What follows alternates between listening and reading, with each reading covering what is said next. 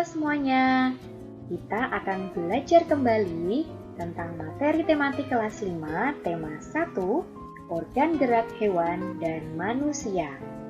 Yang pertama, kita akan belajar materi muatan pelajaran PPKN. Pancasila merupakan pedoman dan pandangan hidup masyarakat Indonesia. Pancasila sebagai pandangan hidup bangsa, artinya semua aktivitas kehidupan bangsa Indonesia sehari-hari harus sesuai dengan Pancasila. Pancasila sebagai pedoman hidup berisi kekuatan hidup bangsa Indonesia dalam meraih cita-cita dan tujuan. Nah, Pancasila itu berasal dari bahasa Sanskerta, yaitu panca yang berarti 5 dan sila yang berarti dasar. Pancasila berarti 5 dasar yang menjadi dasar negara Republik Indonesia.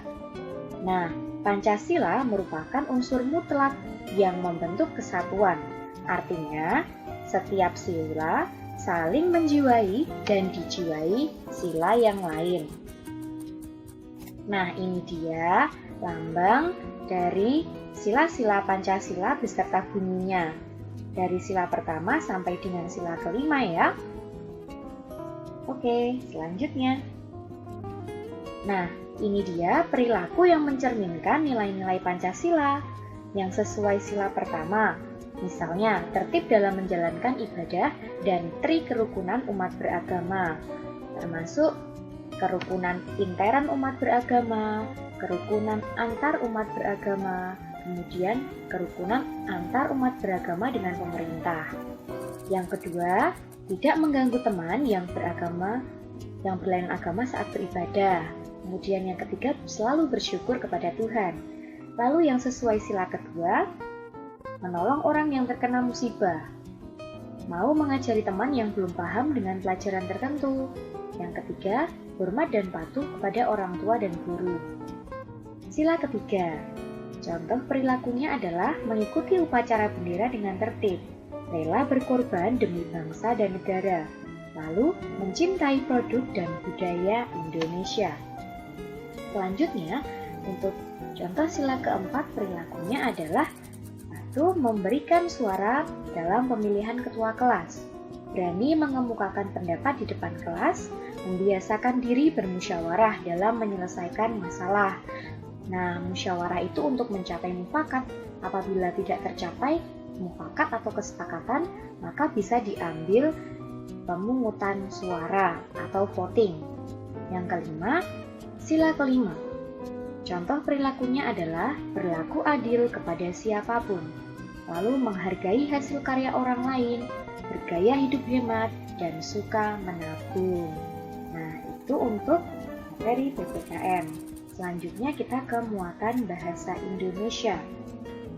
Nah, kita kembali ke menentukan ide pokok. Jadi, suatu paragraf itu berisi kalimat utama dan kalimat penjelas. Kalimat utama berisi informasi utama yang menjelaskan dasar permasalahan, lalu biasanya terletak di awal atau di akhir paragraf untuk kalimat utama ini.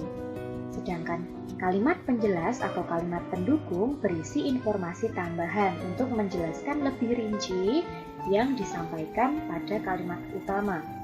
Nah, di dalam kalimat utama kita bisa menemukan ide pokok. Ide pokok atau pikiran pokok adalah inti atau dasar permasalahan dari suatu teks.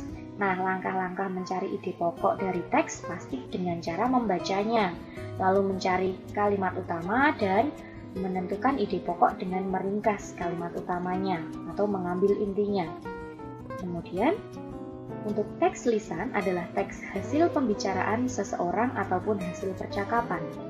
Untuk mencari ide pokok dari teks lisan, kita harus mendengarkan teks dengan sungguh-sungguh, lalu mencatat kata kunci, dan berikutnya menggunakan kata tanya adik simbab.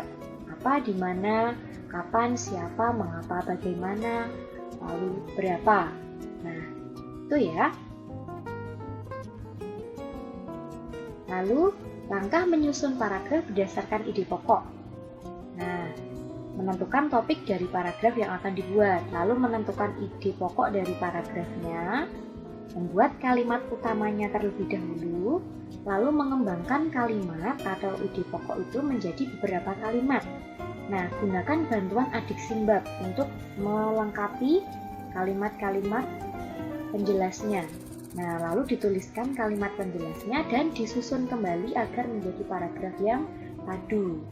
Jadi yang pertama adalah menentukan topik dan yang paling penting membuat kalimat utama dilanjutkan kalimat penjelas. Seperti itu ya caranya. Lalu kita ke materi IPA. Nah, untuk materi IPA adalah tentang alat gerak hewan dan manusia. Nah, alat gerak hewan vertebrata dan invertebrata. Hewan vertebrata adalah hewan yang mempunyai tulang belakang, yaitu kelompok mamalia, amfibi, reptilia, burung, dan ikan. Contoh-contoh hewannya kelinci, kucing, ayam, ular, katak, kadal, buaya, ikan, belut, burung merpati, dan lain-lain. Nah, ini contoh alat geraknya. Ada yang bergerak menggunakan sirip dan ekor, kaki, otot perut, sayap. Nah, lalu hewan invertebrata, yaitu hewan yang tidak memiliki tulang belakang di dalam tubuhnya. Contohnya cacing, serangga, dan hewan lunak. Nah, hewannya contohnya siput, semut, cacing, kupu-kupu, dan ulat. Contoh alat gerak hewan invertebrata misalnya cacing, ulat, dan siput bergerak dengan otot perut. Semut menggunakan kaki, kupu-kupu dan capung menggunakan sayap. Berikutnya kita ke alat gerak manusia ya. Nah, tulang berfungsi untuk menopang tubuh, memberi bentuk tubuh, dan tempat melekatnya otot-otot. Kemudian berdasarkan bentuknya, tulang dibedakan menjadi tulang pipih dan tulang pipa. Ini ada contohnya ya. Kemudian berdasarkan zat penyusunnya, dibedakan menjadi tulang rawan dan tulang keras. Nah, ini adalah rangka manusia dari tengkorak, rahang bawah, tulang selangkah, tulang leher, tulang belikat di belakang ya, lalu tulang dada, sampai paling bawah ada tulang jari-jari kaki, tulang pergelangan kaki. Oke. Berikutnya, nah jenis otot manusia dan fungsinya. Nah, kita masih ingat ya, untuk alat gerak manusia itu ada alat gerak pasif, yaitu tulang, dan alat gerak aktif, yaitu otot. Nah, otot itu terdiri dari 3 jenis. Otot lurik, di sini disingkat OL ya, otot polos, dan otot jantung. Ini gambarnya ya, ciri-cirinya ada di sini. Nah, berbeda-beda ya, ini disebut juga otot rangka. Nah, ini otot polos yang bekerja secara tanpa kita sadari, secara otomatis. Kalau yang otot lurik ini bekerja di bawah kesadaran kita atau perintah otak. Nah, contoh-contohnya sudah ada ya, lalu letaknya juga sudah ada. Nah, menggerakkan anggota badan yang kita sengaja berarti itu menggunakan otot lurik. Kalau pergerakan organ dalam tubuh misalnya gerakan jantung, gerakan usus, lalu gerakan lambung itu menggunakan otot polos. Nah, lalu otot jantung ini juga secara otomatis. Ya, ini hanya terdapat pada organ jantung. Ini untuk jenis-jenis otot manusia dan fungsinya. Selanjutnya, nah, sendi. Ya, sendi itu hubungan antar tulang. Nah, ini bukan otot ya, tapi jenis-jenis persendian. Ada sendi putar, sendi engsel, sendi peluru, sendi pelana, dan sendi geser. Berikutnya, nah, penyebab gangguan kesehatan alat gerak. Nah, ini bisa menyebabkan kelainan pada tulang belakang ya kalau duduknya tidak benar. Ini cara duduk yang benar. Nah, ini penyebab gangguan pada kesehatan alat gerak. Kemudian bagaimana cara memelihara kesehatan alat gerak manusia? Tentunya dengan makan makanan yang bergizi, lalu posisi tubuh tegak saat berdiri, dan juga menghindari melakukan gerakan yang mendadak. Dan selanjutnya berolahraga secara teratur. Nah, ini dia contoh penyakit atau kelainan pada alat gerak manusia. Nah, Ada patah tulang, osteoporosis, fisura, lalu skoliosis, lordosis, kifosis, lalu ada rakitis yang kekurangan vitamin D ya, lalu ada kaki berbentuk huruf X. Ini maka ibu hamil membutuhkan gizi yang cukup supaya juga janin yang ada dalam kandungannya juga sehat tulangnya. Lalu untuk kelainan otot pada manusia ada hipertrofi, lalu atrofi, stiff atau kaku leher, dan tetanus karena bakteri Clostridium tetani. Nah, itu dia untuk materi IPA. Kita lanjutkan ke materi muatan IPS. Nah, untuk muatan IPS, kita ke letak geografis dan astronomis Indonesia. Letak geografis adalah letak suatu wilayah dilihat dari kenyataannya di permukaan bumi.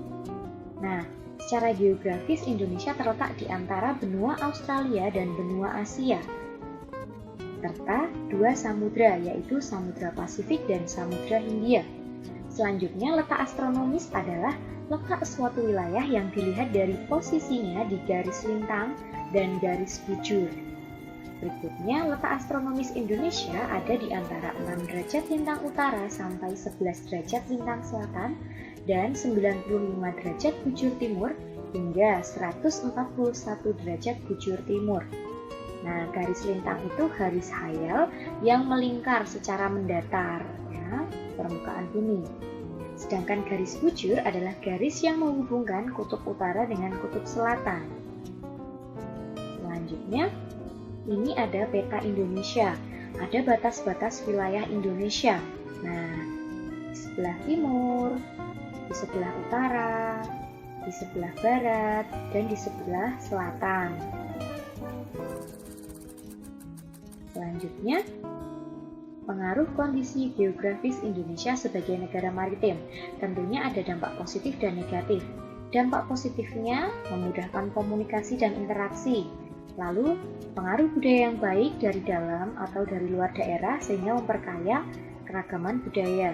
Lalu adanya akulturasi atau percampuran budaya. Lalu untuk dampak negatifnya, hilangnya budaya asli karena tergerus oleh budaya luar. Yang kedua, munculnya budaya-budaya baru yang belum tentu sesuai dengan budaya setempat. Yang ketiga, budaya daerah menjadi tersingkir. Berikutnya, pengaruh kondisi geografis Indonesia terhadap budaya. Nah, di Indonesia banyak keragaman budaya ya. Ada keragaman suku bangsa, misalnya ada suku Jawa, suku Sunda, suku Tengger, suku Baduy, suku Betawi itu di Jawa ya. Ada suku Minang di Sumatera, lalu ada suku Dayak di Kalimantan, dan lain-lain. Lalu ada keragaman bahasa, keragaman pakaian adat, keragaman rumah adat, senjata tradisional, musik tradisional, dan juga tarian tradisional, misalnya tari saman dari Aceh, tari jaipong dari Jawa Barat, tari gambyong dari Jawa Tengah, tari remo dari Jawa Timur, dan lain-lain. Nah, masih banyak ya budaya di Indonesia. Selanjutnya, wilayah Indonesia yang berupa kepulauan juga mempengaruhi transportasi. Nah, maka ada transportasi udara dan laut, dan juga pelabuhan serta bandar udara yang terkenal di Indonesia.